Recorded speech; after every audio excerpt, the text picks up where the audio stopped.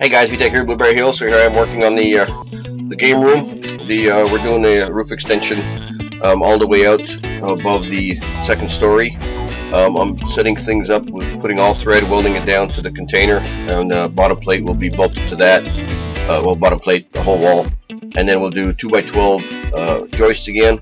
I decided to do the 2x12 just because the price of 2x it didn't really make any difference one way or the other price-wise for the most part. But if we would have had to build some kind of a truss system, that would have taken more wood, more material, and the cost wasn't really effective there. So anyway, you can see me here. I'm setting up the bottom plate. I welded the studs on. Now marking 16 on center where the 2x will be, or where the holes will be drilled, and then later on I'll mark where the 2x for the pointing wall will be. So the bottom plate went on real good. I didn't have to readjust anything. I oversized the hose just a tiny bit. It snapped on real good. Here's some comedy relief with shadow. Fun. Yay. I haven't done that for a long time. Anyway, back to construction stuff here. We're making the studs that go into the pointy wall. The height of the wall is 42 inches-ish. Plus or minus a half, whatever. I forgot what the measurement was. But anyway, I'm pre-doing all the studs. Now I'm going to construct the wall, sheathe it, and then Angie and I will pop it into place and bolt it down. And then we'll use a couple of 2x12s to hold it up. That's the first part of the build, and then we called it a day after we constructed the whole wall. So typical stuff. I'm using 3-inch nails here, and just banging everything together. Went really smooth. Everything's nice and true cut since I'm using a miter saw. All the cuts are nice and true. I didn't want to use a skill saw because things aren't quite as accurate. So anyway, went really well. We basically managed to do the entire wall. Here you see me doing the zip sheeting. So this is 7/16, and they recommend, I think, every 6 inches to do a nail. You can see the dots on the zip sheeting. That kind of marks where your studs typically go, 16 on center, and other measurements in there. So everything works out pretty much lined up on all the studs. And here I'm buzzing off the excess. I left a little overhang. You see at the top and bottom of the wall. At the top one, there'll be a top plate, and then the bottom one overlaps the side of the container so water sheds off without any extra work to do there. So here I'm snapping some lines for where the actual nails should go. The camera kind of shut off. We ran out of battery. That's the GoPro thing. Ran out of battery. Here I'm leveling the wall, snapping a support, and then we're going to start putting in a 2x12.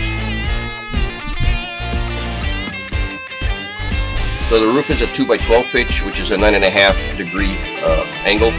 So I'm cutting. I had to measure each one of the 2x12s against the wall because the containers are cocked a tiny bit from the living room side, and we didn't cut those down at all.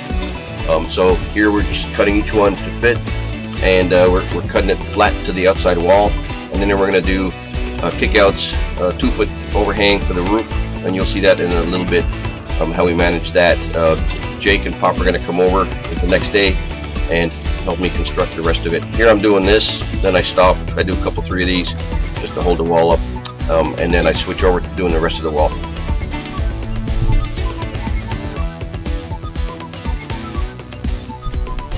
So the containers, they're 40 feet long, so that wall is 40 feet, and the 2x here, I believe they were 16 feet. I had some 20-foot, but I'm going to use those on the inside. So here's Angie. We're going to put the wall in place. Basically, it's just a matter of just moving it over to the studs, kind of fiddling it. Angie's holding it while she doesn't hopefully fall over the edge.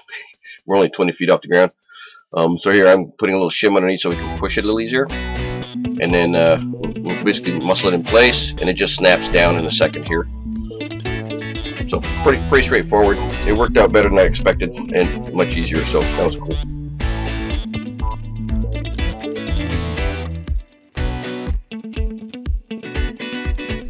So because this wall was done in 3 sections, I overlapped the sheathing. Well, you didn't get it close to that, but there was a half-inch overlap on that wall, and I had to snap it in place. So day 2, this is January 9th, and Pop and Jake came over to help us out. It was fantastic. We called for rain, but we lucked out, and it was actually a beautiful day. It did start getting funky later on, about 3 o'clock, but no rain at that point. So we're multitasking here. Pop was hammering in the hurricane brackets, and Jake was cutting the blocking for the outside wall.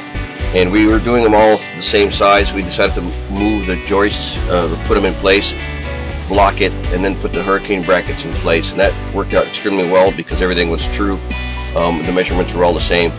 We did the living room all a little different, where we installed the hurricane brackets first, and we had to custom cut all the blocking. It was a bit of a pain. Learned a little bit there, right? But anyway, it worked pretty well. Here's Jake. He's doing the 2x4 recess for the 2-foot overhang, and you'll see that in a second.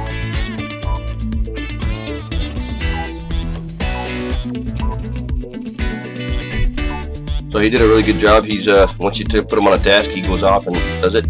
We're throwing all the extra wood over the edge.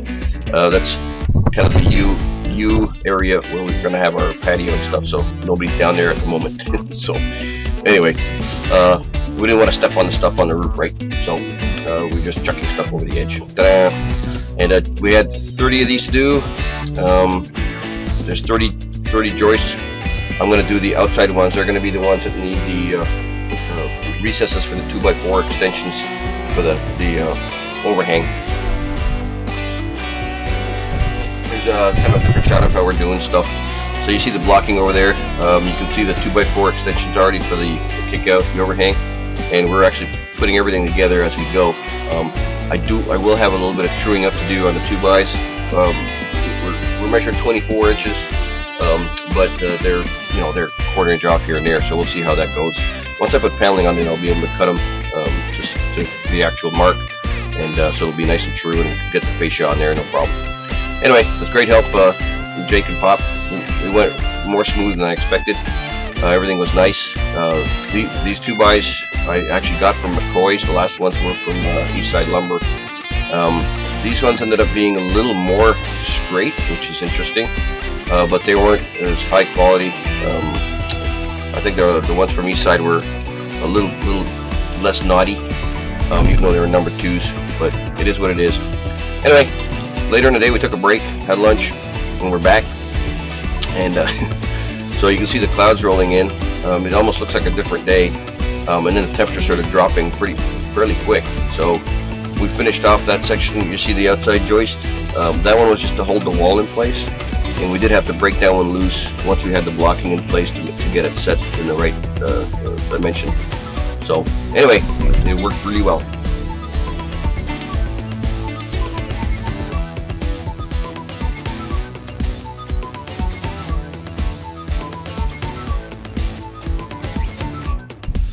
Here's more of a kind of a detail shot. Some of the 2x were a little bit twisted, but no big deal. Just required a little bit of man handling. We put the blocking in place. Now we're going to put the next block in, and then we're going to put the kick out for the overhang in place already. Pretty easy peasy. Angie and I did go to the store the night before and bought a second nail gun. So we actually had 2 nail guns. Both have different size nails in there. When I was doing this the day before, it was a bit of a pain to skip around and change the nails every time I had to do something. So we'll need that anyway when we start doing the inside, where people can help out doing the framing. So everything's cool there. So things are rolling really good. You can see us making very good progress. I think it took 4 or 5 hours to get this far, or to do the whole roof actually, and then we relaxed later on in the day.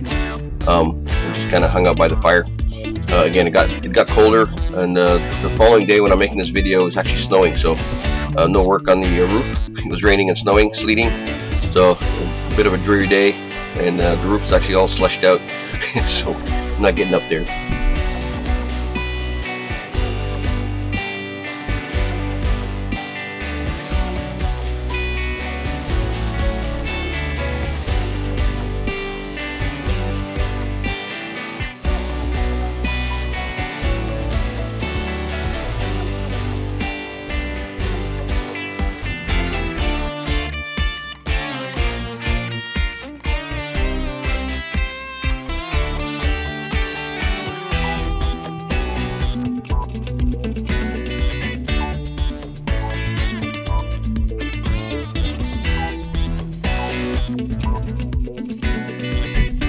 So here's a detail kind of a detailed view of what I'm doing. It's like I said, 9.5 degrees, a 2x12 roof. So we measure everything, definitely check it, and then we use a jigsaw to cut the little recess for the top plate seat for the joist, and that was it. The ones we're joining to the existing roof, there's plywood plates, there's support underneath each joist. I didn't really videotape that, but we're just supporting it, make it nice and flat with the rest of the roof.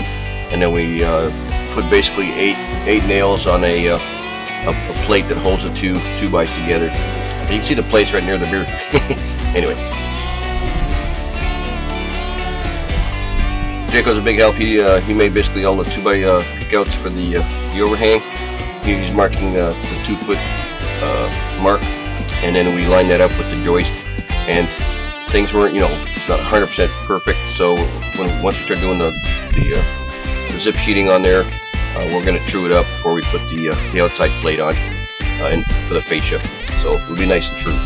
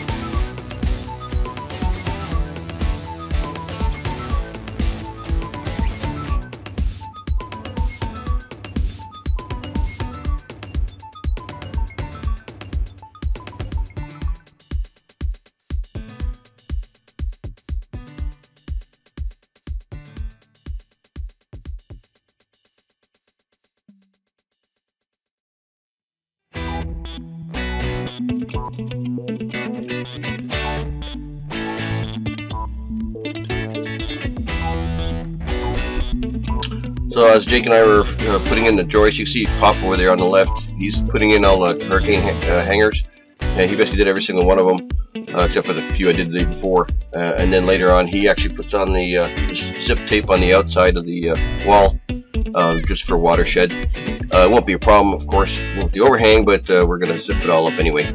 Zip sheeting, get it? Anyway.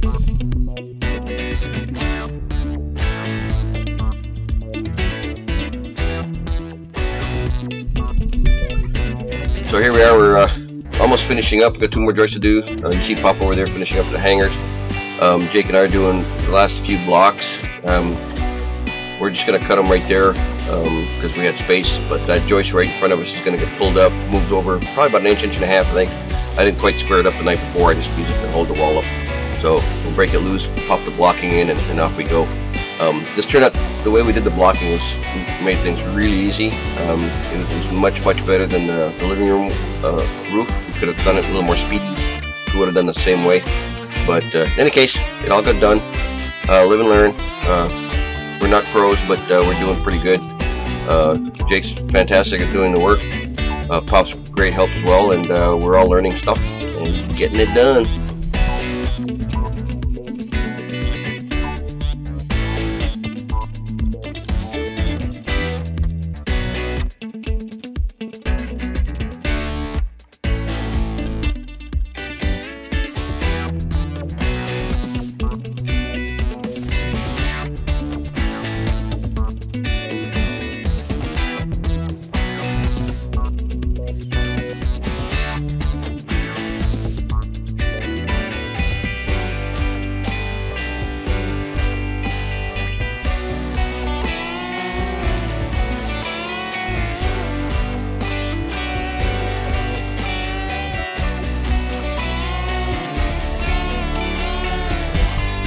Here we're cutting the 2x recess into the blocking so we can do the kick out for the overhang.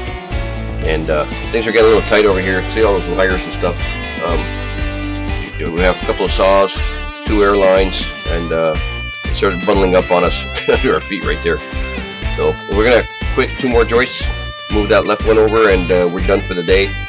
The unfortunate part was a day later when I'm doing the video, the weather turned sour, so I gotta wait till Monday to finish up, and then this roof will be completely dried in.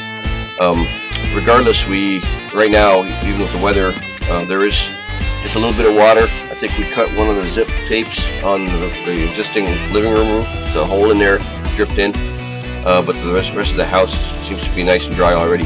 I went around and I didn't videotape it, but I gooped up some extra wet patch along the outside portions of the containers, so even though they hold water on the roof right now, they won't in the future, right? So we want to block all that out. So far so good.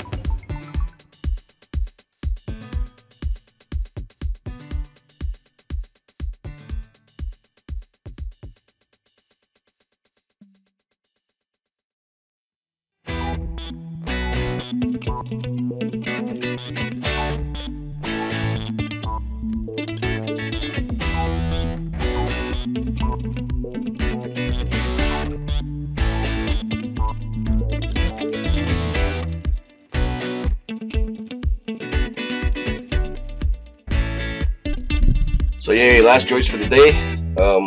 We're marking it, we'll move it over, and then Jake's going to break the one on the left joist loose so we can put the blocking in there and line things up. I'm going to cut the recess, Pop's over there, he's doing the last minute touch up on the hurricane hangers, and then we're almost time for a beer. There's always time for a beer, isn't it?